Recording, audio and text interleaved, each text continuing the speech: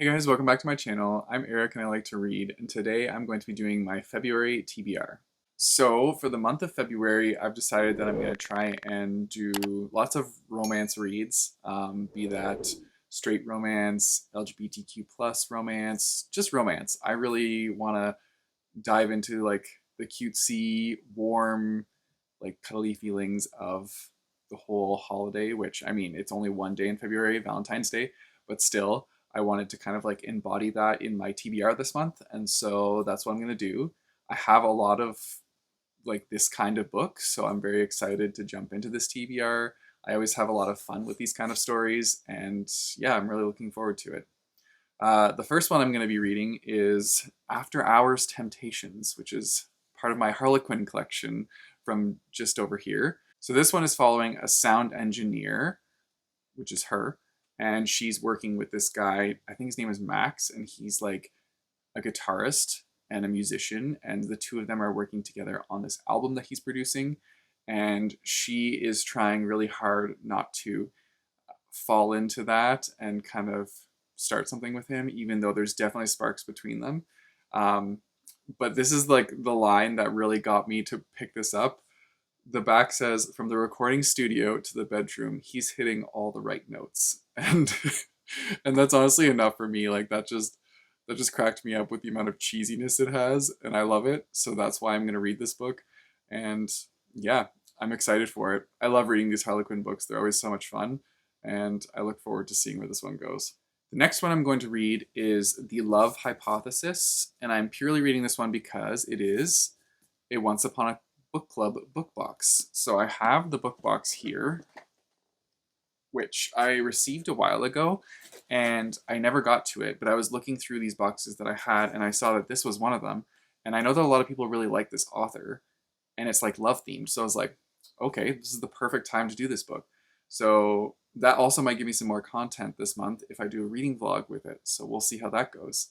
But I don't know much about this book. All I know is I'm gonna read like the one line, and that's all I'm gonna give you because that's all I want to know too, jumping into it. But it says, when a fake relationship between scientists meets the irresistible force of attraction, it throws one woman's carefully calculated theories on love into chaos. So yeah, I don't want to know anymore. I'm so excited to just jump into this and see where it goes. But like I said, I know this is a beloved author by a lot of people, so I hope I enjoy it. I hope I like this writing style. There's only one way to find out, and that's by jumping into the book. So we'll see how it goes. The next one I'm going to read is The Boyfriend Subscription. I have had this on my shelf for a very long time, and I've been eyeing it and really wanting to read it. So this is the time. This is my chance. I'm going to pick it up and I'm going to finally read this one. Now, I'm going to read the back for you for this one because it sounds pretty damn good, and I don't think I could do it justice. So this is what it says. What happens when a simple deal gets complicated? After losing his marriage and his beloved retail plant business, Teddy Hughes is ready to drown his sorrows, or would be if he could afford another beer in his favorite dive bar. He has no choice but to uproot his dreams and leave New York for good. And then a gorgeous stranger walks in with cheekbones that could cut glass and a confidence that leaves Teddy panting. Like the leather harness he wears under his designer suit, Cole Vivian is a mass of contradictions. He's a successful entrepreneur whose app, Versatile, allows consumers and sex workers to form real, if temporary, connections. But now, Cole is in the unfamiliar position of needing something from someone else. A fake boyfriend can help Cole project a more traditional image for a potential investor. And Teddy, shy, smart, and so much hotter than he knows, is perfect for the part. Maybe too perfect. Cole has just two conditions: no kissing and no falling in love. In exchange for 1 week together, Teddy will make enough money to get back on his feet, and no messy feelings will be in the mix. But some rules are made to be broken. Yeah, that sounds so good. I'm very excited. It says this is like the LGBTQ plus version of Pretty Woman, so I'm down. This is gonna be great. I already know it. I'm gonna enjoy this one. I've seen other people talk about this one and say that they really enjoyed it as well, so that gives me high hopes for it. And yeah, makes me very excited to pick this one up. Then next on the list is Sailor Proof. I've had this book on my shelf for a long time as well. I'm excited, especially to jump into this one because it's by Annabeth Albert, and I've read another book by Annabeth Albert, which was about two men on opposing sides of a wedding that, you know, things happen between.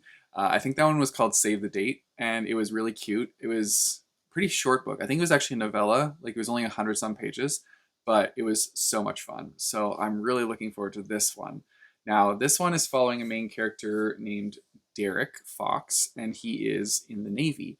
And he's recently been broken up with. And so he is due to return after a very long time away, and was hoping to kind of have like some sort of um, big moment waiting for him when he returned to kind of show his ex like that he's doing all right. And so he turns to his best friend's little brother Arthur, who is like this muscular nerdy dude, but he's the one that you go to when you want like a problem to be solved. And so Arthur says, sure, why not? And throws some sort of, I don't know what it is, but he does some sort of thing that really blows it out of the water for, what's his name again? Derek Fox, and helps make it look like a big reunion event. The only problem is it might have been too convincing, and now the two of them are kind of like stuck in this awkward position where like, is it fake? Is it not fake? And then we go from there. Yeah, that's all I really know, but that's all I really need to know. I'm very excited to read this just because I really liked that other book by Annabeth, and I really hope I like it because I have another book in this same series. I think there's only one other one in this series, but I have the other one. So I hope this one ends up being good. And yeah, we'll see where it goes. And then the last book I have on my list for February is The Unpopular Vote. I've put this on my TBR a couple times before, but I just never got to it. And so I'm hoping that I can get to it this time.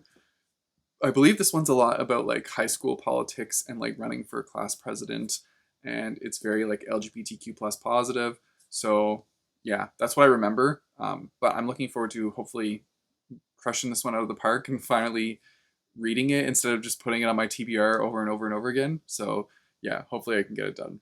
And those are all the books that I plan to read in February, as well as some other work that's coming to me from some of my clients. So I'll work on that as well. But yeah, it seems like it'll be a pretty light, breezy, fun reading month, and I'm really looking forward to it. Let me know in the comments down below what you plan to read in February, or if you have any really good like romance books that you would suggest, then yeah, put that in the comments down below.